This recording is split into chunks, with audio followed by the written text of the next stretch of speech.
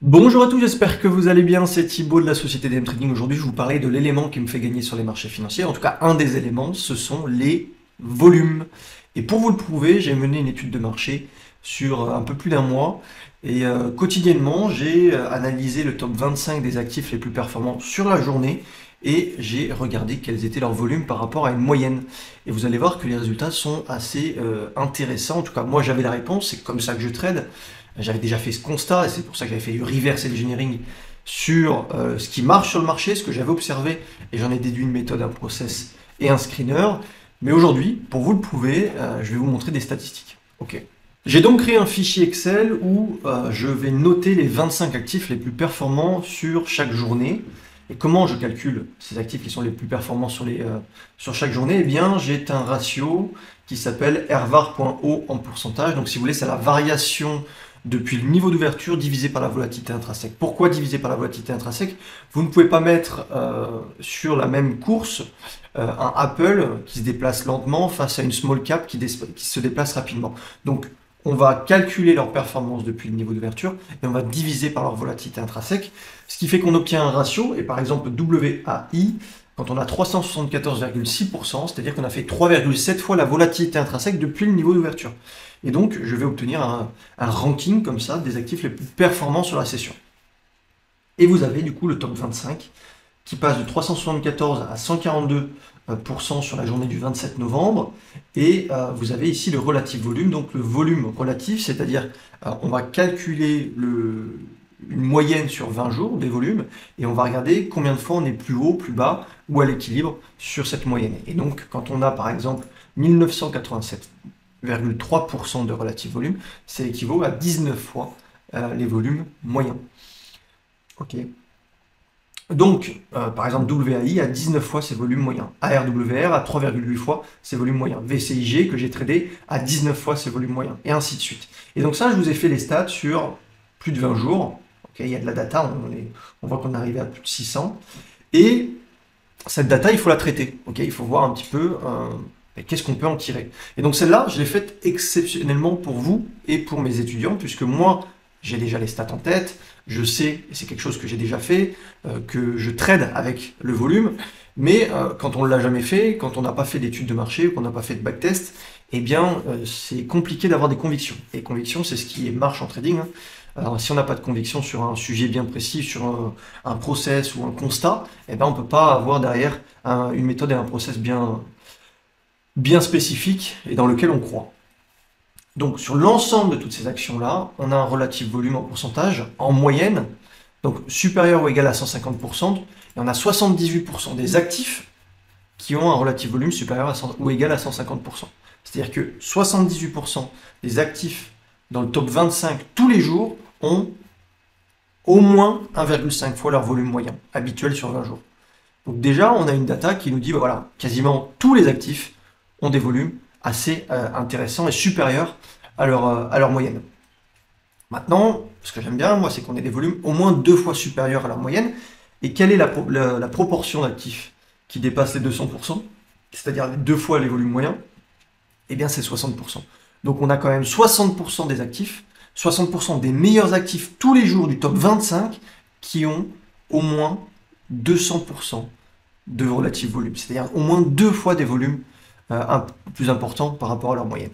Et donc quand on a cette data, on peut après on peut créer un process autour de ça et utiliser le volume comme étant une condition pour rechercher des mouvements explosifs. Okay. Donc ça c'est une étude que j'ai menée. Je peux vous partager le fichier Excel. D'ailleurs, allez dans la description, j'ai fait une formation gratuite sur le marché action US. Vous allez pouvoir faire du swing, de l'intraday et une bonne gestion. Donc tout ça c'est gratuit, n'hésitez pas à aller en description. Ceci étant dit, voilà, si vous avez besoin de ce fichier Excel, je peux vous le partager, je peux le télécharger et vous le donner. Et vous pourrez confirmer les datas que j'ai créées sur ces relatifs volumes. Et ça me permet, moi, de vous donner des convictions. Personnellement, j'ai des convictions, mais après, on peut aller voir les graphiques. Donc, par exemple, j'ai des étudiants qui ont des MLGO qui étaient parmi les actifs les plus performants hier, avec quasiment 10 fois sa volatilité intrinsèque créée sur la journée, donc une bonne création de valeur. Et on a 14 fois les volumes moyens sur la journée. Ok, regardez le pic de volume ici qui est considérable. et regardez l'indicateur qui se met au rouge également. Regardez l'activité barre par barre des volumes. Et donc ça montre que à l'instant T, il y a une hype sur MLGO. Les day traders, les scalpers et les swing traders sont en position dessus et achètent massivement le titre.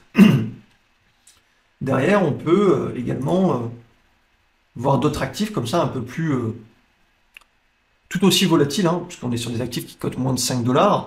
Et regardez les deux bougies de volume sur la journée d'hier et la journée précédente. C'est assez faramineux et c'est ce qui va faire que le titre va s'envoler. Les volumes, ce sont les carburants du marché financier, c'est l'offre et la demande. Et si vous avez des gros volumes acheteurs qui rentrent sur un titre pour X ou Y raison, souvent un catalyseur, eh bien, ça va créer une accélération. Regardez là aussi, des gros volumes et on a une bougie qui crée de la valeur depuis le niveau d'ouverture. Okay, et ainsi de suite, vous avez des actifs tous les jours qui créent de la valeur. Avec quoi? Avec des gros volumes. Donc moi, je vous invite vraiment à vous focaliser là-dessus si vous voulez faire de l'intraday ou du swing sur le marché action. C'est la trace des institutions, c'est la trace d'une forte activité et on peut détecter assez rapidement cette trace sur les volumes. À un moment, en général, au bout d'un quart d'heure d'ouverture du marché, j'arrive à détecter quels sont les actifs qui ont une forte activité des institutions. Pareil, regardez sur cet actif, on ne bouge pas, et puis d'un coup, on accélère avec du gros volume. Pareil sur celui-ci, on passe de 1,50 à 3. Donc, il y a du potentiel. Alors après, cette marque sur les volumes peut s'identifier sur des small caps, c'est souvent le cas, mais aussi sur des moyennes et des grosses caps. Si vous voulez être sur des actifs plus solides, tenir plus longtemps vos positions, moi, je vous invite à aller chercher cet intérêt fort via des volumes, sur des actifs plus chers, plus lourds que sont les moyennes ou les grosses capitalisations. Sur les small caps, comme du KDLY, comme du VVPR, comme ça, on est plutôt sur de l'intraday, voire du scalping, puisque à un moment donné, les traders le profil des traders qui est sur ces actifs-là, ce sont essentiellement des day traders, et donc ils vont créer de la demande à un moment donné, mais ils vont aussi créer de l'offre, et donc ça risque de diminuer. Voilà, donc il y a plein d'actifs comme ça qui montent tous les jours avec du gros volume, voilà, du volume supérieur à la norme. C'est pas tant le quantifier sur un chiffre, sur un montant qui est intéressant, mais c'est le quantifier par rapport à une moyenne, puisque du Apple va pas trader le même nombre d'actions que du RAPT. Donc, quelle est la moyenne et comment le prix se comporte et les volumes se comportent, surtout par rapport à cette moyenne. Est-ce qu'on est supérieur, nettement supérieur à cette moyenne? Est-ce qu'on est un petit peu au-dessus? On est un peu en dessous? Et donc tout ça, ça va amener son lot d'opportunités. Ok, donc je vais vous montrer quelques trades, mais systématiquement, moi je travaille avec les volumes essentiellement. Donc c'est pour ça que je vous invite IONQ par exemple. Quand on voit ici la tendance qui a été lancée, ça a été marqué par des très gros volumes. Signe que les institutions sont rentrées sur le titre. Alors moi j'en ai acheté un peu hier en intraday parce qu'il y avait des volumes supérieurs à la norme. Regardez la norme qui est ici et puis on a des volumes plus élevés. Et ça, je le fais systématiquement. Hein. Donc on va regarder.